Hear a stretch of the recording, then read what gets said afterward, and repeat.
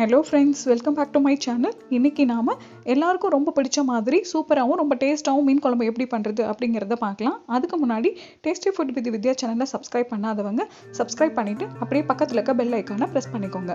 அப்போ தான் நான் போடுற ரெசிபிஸ் உடனுக்குடன் உங்களுக்கு நோட்டிஃபிகேஷனாக வந்து சேரும். மீன் குழம்பு பண்ண ஸ்டார்ட் பண்ணுறதுக்கு முன்னாடி புளிக்கரைசல் ஒன்று ரெடி பண்ணிக்கலாம். இந்த சைஸ் அளவுக்கு புளியை நான் 10 நிமிஷம் ஊற வச்சு கரைச்சி எடுத்து வச்சுருக்கேன். இதோட நம்ம மசாலாலாம் இப்போவே ஆட் பண்ணிடலாம். ஒரு பெரிய பச்சை மிளகாவை சின்ன சின்னதாக கட் பண்ணி ஆட் பண்ணியிருக்கேன்.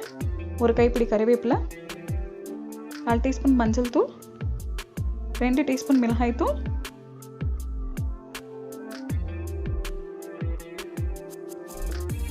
1 டீஸ்பூன் சீரகத்தூள், 1/2 டீஸ்பூன் சோம்புத்தூள், 2 டீஸ்பூன் மல்லித்தூள். மசாலா எல்லாம் சேர்த்த பின்னாடி புளிக்கரைசலை மசாலாவோட நல்லா கரைச்சி விட்டுக்கலாம். இப்போது தண்ணி எவ்வளோ வேணுமோ அந்த அளவுக்கு சேர்த்துட்டு புளிப்பும் காரமும் கரெக்டாக இருக்கா அப்படிங்கிறத செக் பண்ணிக்கலாம். அடுத்து ஒரு பேனில் 3 டேபிள் ஸ்பூன் நல்லெண்ணெய் சேர்த்திக்கலாம். எண்ணெய் சூடானதும் 1 டீஸ்பூன் கடுகு, 1/2 டீஸ்பூன் வெந்தயம்,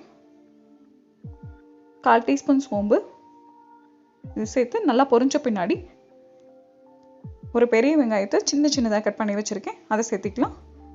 10 to 15 சின்ன வெங்காயத்தை நீல நீல வாக்கில் கட் பண்ணி வச்சுருக்கேன், அதை ஆட் பண்ணிக்கலாம். 15 to 20 பூண்டு சேர்த்திக்கலாம். பூண்டு பெருசாக இருந்துச்சுன்னா கட் பண்ணி சேர்த்திக்கோங்க.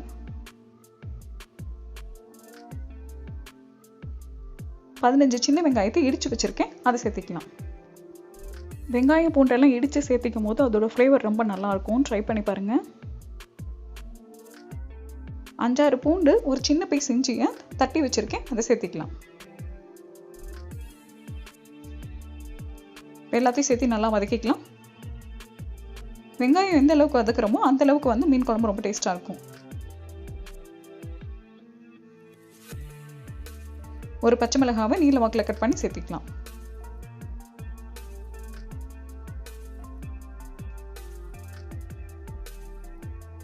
ரெண்டு பெரிய சைஸ் தக்காளியை கைகளாலேயே நல்லா மசிச்சு வச்சுருக்கேன், அதை சேர்த்திக்கலாம்.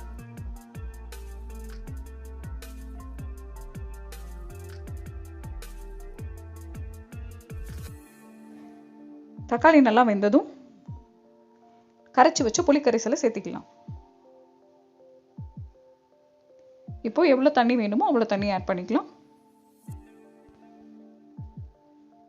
குழம்புக்கு தேவையான அளவுக்கு கல்லுப்பு சேர்த்திக்கலாம். கொஞ்சமாக கருவேப்பிலை சேர்த்திட்டு உப்பு புளிப்பு காரம் எல்லாம் கரெக்டாக இருக்கான்னு டேஸ்ட் பண்ணி பார்த்துக்கலாம். பத்தலை அப்படின்னா இந்த ஸ்டேஜில் சேர்த்திக்கலாம். மீன் குழம்பு காரமாக இருந்தால் தான் நல்லாயிருக்கும், அதனால நான் 1/2 டீஸ்பூன் எக்ஸ்ட்ரா சேர்த்துருக்கேன். இது ஒரு தட்டு போட்டு மூடி வச்சிடலாம். மசாலாவோட பச்சை ஸ்மெல்லாம் போய் எண்ணெய் பிரிஞ்சு வர ஸ்டேஜில் மீனோட தலையெல்லாம் சேர்த்திக்கலாம். ஏன்னா மீனோட தலை வேகிறதுக்கு கொஞ்சம் லேட் ஆகும், அதனால் அது முன்னாடியே சேர்த்திக்கலாம்.